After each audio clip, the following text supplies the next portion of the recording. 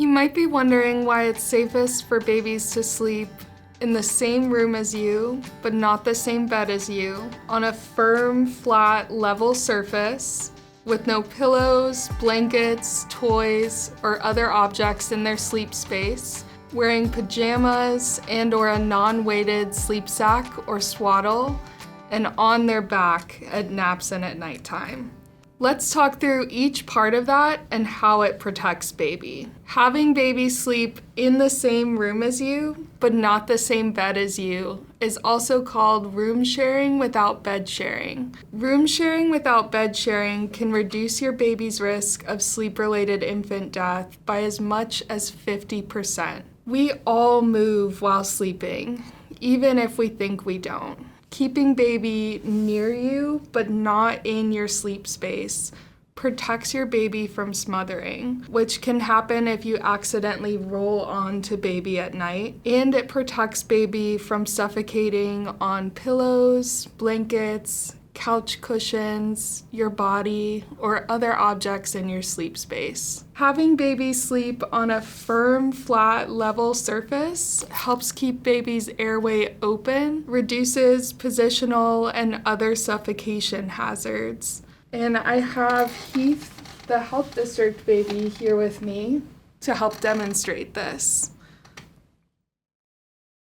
So we're going to get Heath ready for this demonstration. Heath can come apart and show us what's going on inside your baby. Your baby's airway is smaller and less developed than an adult's.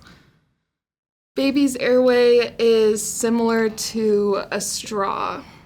So the airway is this tube here that goes from baby's mouth and nose down into their lungs, getting air into their lungs. And this indent in Heath's body shows the actual size of that airway, the trachea.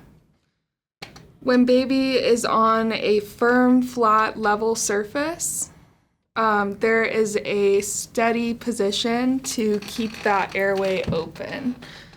But when baby's head is angled forward, backward, or to the side, their airway narrows like a straw as it bends. And so you can think of your baby's airway like this straw, and you want to keep it flat to help keep baby breathing well. If they're in a different position, they have to work harder to get air to their lungs.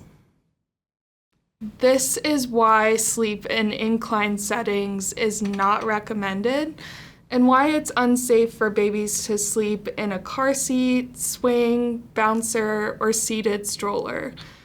They're at risk of having their airway blocked, making the baby unable to breathe. When your baby sleeps on a firm, flat, level surface, they have a stable base to keep their airway in a neutral position, allowing them to keep breathing easily. The safest place for a baby to sleep is on a firm, flat, level surface designed for infant sleep, like a crib, bassinet, pack and play, or a cradle board. If you don't have access to a safe product designed for infant sleep, a simple laundry basket, dresser drawer, or box with the top flaps cut off can be used in an emergency, and this will be safer than having baby in bed with you. On the firm surface, if baby does roll onto their face, they are at a lower risk of suffocation compared to if they were on a soft surface, because their body won't sink into that firm surface as much as it would on a soft surface. Babies' mouth and nose are small, and things can easily cover their airway. And so don't add any mattress toppers, fluffy blankets, or other items to your baby's mattress. The simple, firm, flat mattress helps keep them safe. Your baby is also safest without pillows, blankets, toys, or other objects in their sleep space. Fitted sheets are okay, but keep all other objects out of baby's sleep space to keep them safe. Any object in the sleep space can cover your baby's airway and cause suffocation, including pillows, blankets, and toys. Cords, pacifier clips, and other objects can become tangled around baby during sleep, causing strangulation.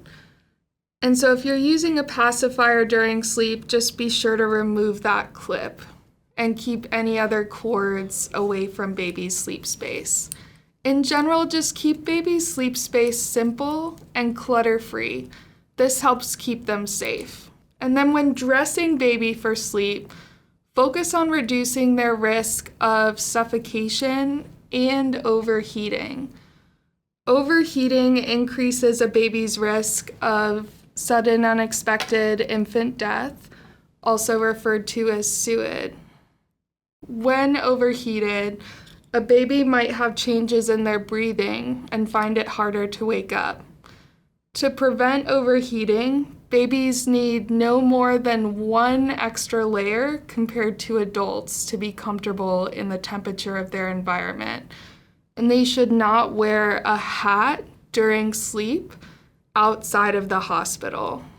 Loose blankets and large clothing can cover baby's mouth and nose and cause suffocation.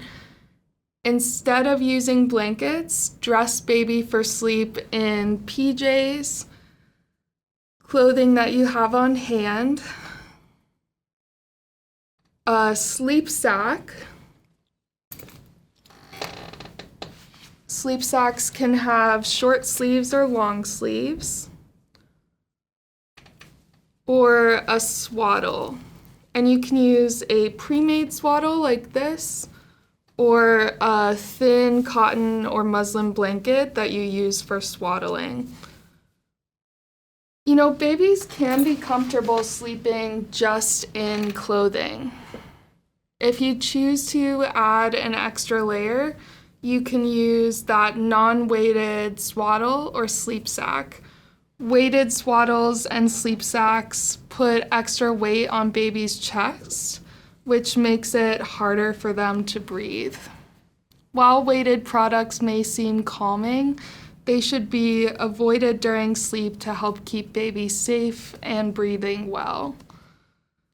Swaddles are also only safe to use during sleep until baby starts trying to roll over on their own. When baby starts trying to roll over on their own, if they're swaddled during sleep and they do roll over, they won't be able to roll themselves back over.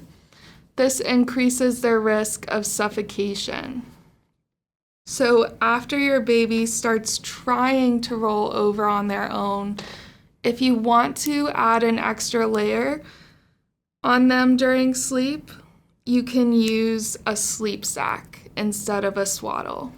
Placing your baby to sleep on their back in the whole first year of life reduces suffocation hazards, reduces the risk of choking on spit up, and helps keep your baby's airway open. When a baby's sleeping on their back, they're not at risk of suffocating on their sleep space, and they have a lower risk of choking on spit up.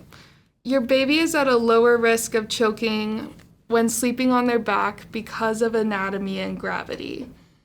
With Heath, we see the esophagus, the tube to the stomach, is behind the trachea, the tube to the lungs.